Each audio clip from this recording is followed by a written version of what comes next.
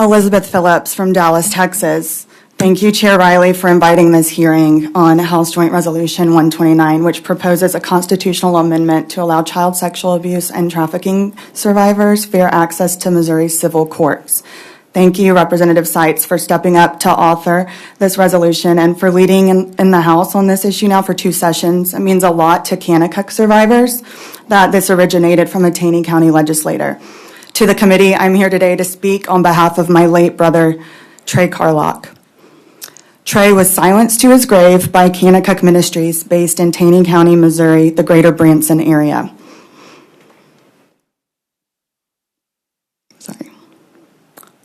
Kanakuk claims to have hosted 500,000 children at their multiple camps in the Ozarks, yet their decades-long history of child sexual abuse was only recently exposed to the public. My family chose to name Kanakuk abuse in Trey's Dallas Morning News obituary in 2019. And since then, we have heard from countless other victims and victim families. Almost 5 years later, the survivor community affiliated with Kanakuk abuse is now connected and knows of nearly 200 victims spanning from the 1950s to today, with allegations against 60 unique perpetrators. Most are still at large due to Missouri's antiquated statute of limitations. We're hopeful that this legislature wants to do something about that. This isn't one bad guy who was put away, problem solved, but let's talk about the example of one bad guy. My brother was abused by Kanakuk Camp's executive and super predator Pete Newman, who remains in prison for 2 life terms plus 30 years here in Jefferson City. Newman is one of the most prolific super predators in modern American history, with the prosecutor estimating a victim count in the hundreds and clinical experts saying thousands. We came to summer camp in Missouri and we left with lifelong trauma. To be clear, Pete was not the only one who abused my brother. Trey was abused again by Kanakuk and its agents, who harassed and gaslighted him in a re-traumatizing legal process that ended in a settlement achieved by fraud, which also included a restrictive NDA. Not just his innocence, but his voice was stolen too. And he is sadly one of many John Does with this story who can't speak for themselves because of the NDAs Kanakuk and insurers put them under. Since Missouri's current statute of limitations requires victims of child sexual abuse to file action against a direct perpetrator by the age of 31 and a liable institution by the age of 26, victims are forced to relive their nightmares when they're just trying to survive and heal. The male brain isn't even fully formed until the age of 25, and you're requiring them to file by 26. So Trey was prematurely forced to file by the law, and he sued Newman, Kanakuk, and other third-party defendants, like an insurance company that was in on the fraud, to afford lifelong treatment, which is what many child sexual abuse survivors need. Just putting a bad guy away doesn't cover those lifelong costs. So the cost can land on culpable institutions through civil remedies, or it can land on taxpayers and victim families. That's the choice. Trey tried to heal, but the damage was insurmountable, and I lost my little brother when he was 28. Trey's death of despair is one of 16 affiliated with Kanakuk abuse known to date. The devastation is incalculable, and this is just me talking about one corrupt institution in Missouri. I don't need to name the others you've read about in the news. And good employers don't have anything to worry about with this. Sadly, more has come to light since my brother's death that we didn't know.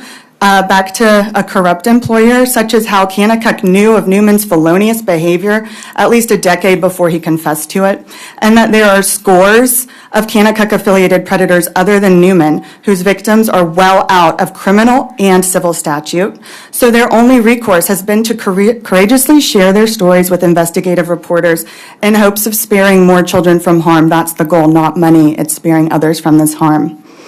The stories they've shared with media outlets such as the Branson Tri-Lakes News, St. Louis Public Radio, and the Springfield News Leader unveil that abusers were shuffled around and allowed to continue their employment at Kanakuk-affiliated ministries long after camp abuse was reported.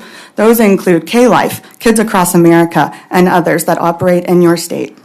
These criminals would have been stopped, and hear this, still can be stopped, if only their victims were not barred from Missouri's civil courts. The problem persists until this legislature takes action.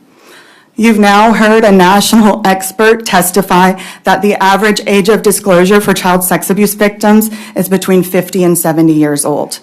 You're aware that there's a national movement to match policy to research through constitutional amendments that allow for retroactivity, such as HJR 129. This is not a novel idea. Your neighbor, Arkansas, just extended its 2-year revival window for another 2 years this session because they want victims to be able to hold child predators to account in civil courts at any age, and that's what's in the public's best interest. So, Missouri, I'm here from Texas to ask you to join the movement. It's time to stop the clock for child sexual abuse survivors. Don't rush them into civil litigation like my brother. A short statute of limitations can be lethal, as my family knows, and another form of rape. I hope you can also see that this gross systemic injustice is making Missouri a sanctuary state for pedophiles. Bad actors intentionally operate where they'll have the least liability and regulation, while victims never imagine they're on a deadline, age of 26, to seek legal recourse for the unimaginable they've endured. But you have power, they do not. You have the power to propose an amendment of your state constitution, like over 20 states have done, to make Missouri safer for kids. And that's what House Joint Resolution 129 is really about, addressing the backlog of hidden predators now and allowing victims the time to heal on their own terms moving forward. This piece of legislation is a critical step forward for child protection. I'll leave you with the reminder that April is Child Abuse Prevention Month. We're calling on you to prioritize the protection of kids in a way only you can. Remember, Trey, let your courts hear these cases. Until then, Missouri is not safe for children. Thank you. I'm happy to take any questions. Thank you for your testimony. Any questions from the committee? Seeing none, thank you again. Appreciate it. Next witness in opposition.